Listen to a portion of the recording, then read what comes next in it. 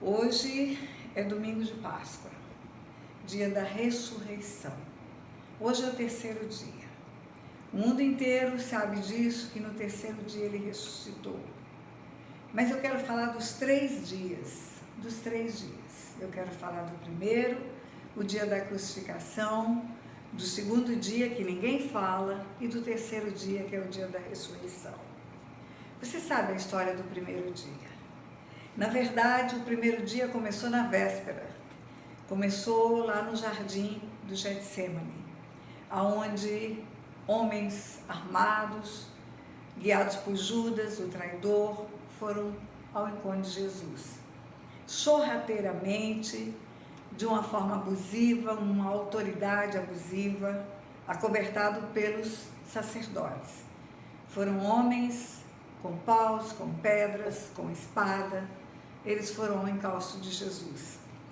E aquilo era uma traição, um ardil.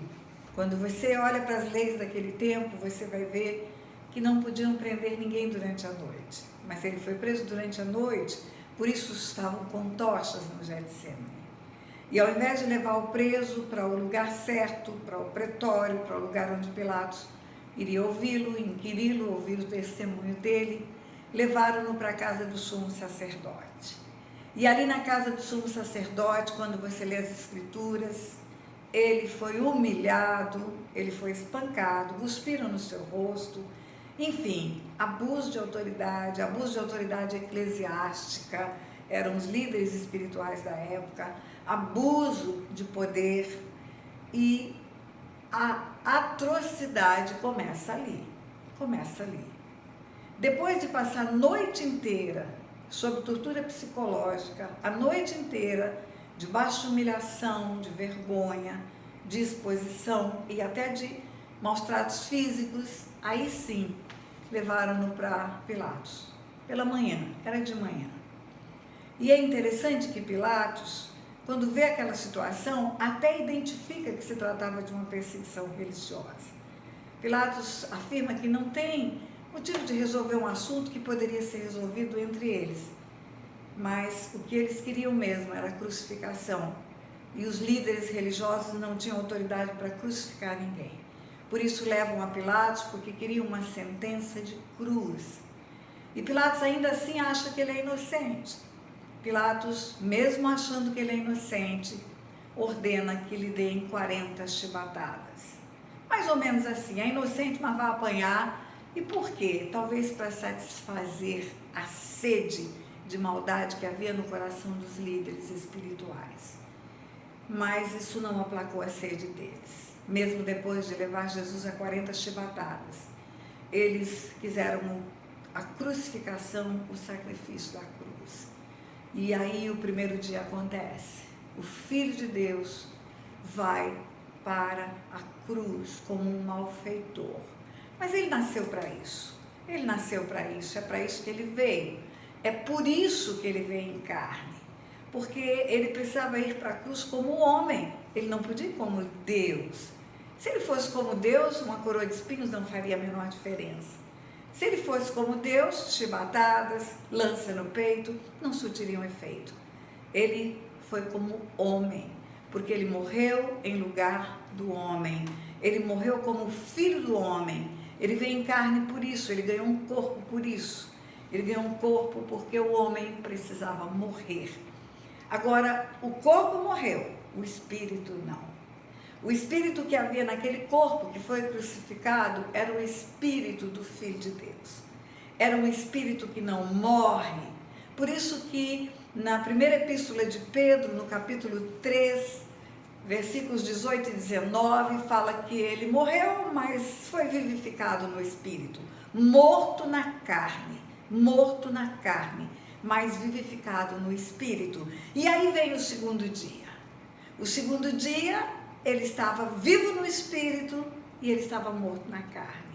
O corpo estava num túmulo, o corpo estava lá inerte. O corpo havia experimentado a morte, porque o homem havia morrido. O Filho do Homem havia morrido, mas a divindade que havia naquele corpo nunca morreu. E sabe o que ele fez no segundo dia? O mesmo texto de Pedro, Primeira Epístola de Pedro, capítulo 3, versículo 19, fala que vivificado no Espírito, ele foi e pregou aos espíritos em prisão. Ah, você sabe que isso me autoriza a crer que no segundo dia, que no sábado, o segundo dia, o Espírito dele estava lá, nas regiões inferiores da terra, despojando principados e potestades, arrancando as chaves da morte e do inferno e pregando aos espíritos em prisão. Quando eu me converti aos 14 anos de idade, eu tinha muitos conflitos com tanta gente que morreu e foi morto em situações adversas. Por exemplo, Jericó. Quando Deus fala para Josué que vai entrar em Jericó, que podia matar todos em Jericó, homens, velhos, mulheres, crianças, eu ficava sem compreender como é que um Deus tão amoroso, como é que um Deus tão grande manda matar tantas pessoas. Quando eu comecei a entender do mundo espiritual, eu descobri qual era a causa. Aquelas pessoas estavam todas contaminadas. Havia um endemoniamento coletivo. Eles eram adoradores de Baal, eles sacrificavam crianças a Moloque. Havia um povo preso espiritualmente no império das trevas. E não havia ninguém na terra com autoridade para libertar aquele povo. A autoridade que foi dada ao homem lá no Éden foi retirada quando o homem pecou. Mas essa mesma autoridade volta para a terra, lá no Jordão, na hora do batismo, quando a voz do Pai diz: esse é o meu Filho amado em quem me comprazo. E o Filho está em carne, visível aos olhos dos homens. E o Espírito vem como pomba, a Trindade se une na terra, a autoridade volta para a terra. Por isso que só a partir do Jordão, Jesus foi levado ao deserto para ter um encontro com o diabo. Só depois do Jordão, só depois da autoridade vir para a terra, só depois do cumprimento da profecia de Isaías 61, que viria o Espírito sobre ele, para dar ele autoridade para libertar cativos e oprimidos. Aí ele vai ao deserto, e no deserto você conhece a conversa. Jesus fala a palavra, Satanás fala a palavra, Jesus a palavra, até que Jesus usa a autoridade, diz: retira-te. Aí Satanás foi embora. É a primeira manifestação de poder na terra, de resistir ao diabo e ele fugir. Então no Velho Testamento não havia essa autoridade. No Velho Testamento você vai ver textos onde Deus diz: eu repreenderei o devorador, ou texto onde o profeta diz: o Senhor que escolheu Jerusalém te repreenda, Satanás. Ou vai ver o texto onde Davi dedilha um instrumento, o Espírito de Deus vem, e porque o Espírito de Deus vem, o demônio que estava em Saul afastava-se, mas não era exercício de autoridade de ordenar saída de demônio. Então todo mundo que morreu no Velho Testamento e que morreu sem Deus foi para as regiões inferiores da terra, estava preso, cativo nas mãos de Satanás. E aí quando Jesus vai ao inferno, no segundo dia, ele prega aos espíritos em prisão. Jesus passou o dia de ontem pregando, o segundo dia ele passou pregando aqueles que morreram antes de conhecer a verdade. Não sabemos quem aceitou essa verdade, mas ele foi às regiões interiores da terra e pregou aos espíritos em prisão. Pregou. Esse é o segundo dia. Esse é o segundo dia, mas hoje é o terceiro. Comemoramos o terceiro dia. Depois que ele cumpre esse ministério de ir às regiões inferiores da terra, pregar os espíritos em prisão, expor Satanás ao desprezo, arrancar as chaves da morte e do inferno das mãos de Satanás, chaves essas com as quais ele vai prender Satanás num lago de fogo e de enxofre por toda a eternidade. Depois disso, ele ressuscita. Depois disso, ele sai da morte.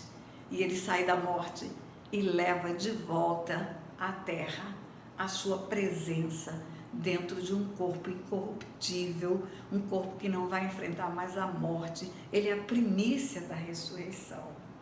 Essa manhã de Páscoa não é apenas a manhã da ressurreição, é a manhã da certificação de que todos nós, depois dele, teremos uma ressurreição. Ele vive, ele ressurgiu. A morte não conseguiu prender o nosso Redentor. A morte e o inferno não conseguiram prendê-lo, e além de não conseguir prender a Jesus, ele ainda liberta o que está preso e o que está nessa morte e nas mãos de Satanás. E ele ressuscitou, e ele vive, e é o nosso Redentor que vive, e porque ele vive, sabe o que temos que fazer nesse terceiro dia? Glorificar o nome daquele que vive e reina, Jesus Cristo, o Senhor, o Senhor, o Senhor.